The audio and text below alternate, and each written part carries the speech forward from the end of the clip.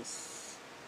At sa isang blow, sa isang hagupit, ang persecutors ng church ng ating Panginoong Jesus at ang mga makasalanan, all men given to sin will perish, and the earth will become like a desert. So ito po ang chastisement.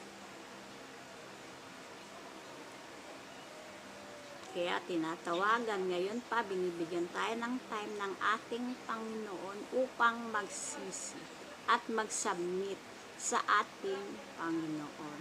Dahil at one strike, ngayon di ba mayroong mga maliliit na mga chastisements, dahil binibigyan pa tayo ng ating Panginoon ng time.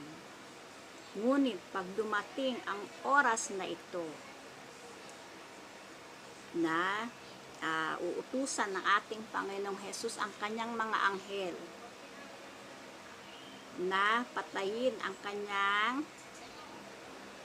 enemies, at so isang blow lamang ang persecutors ng church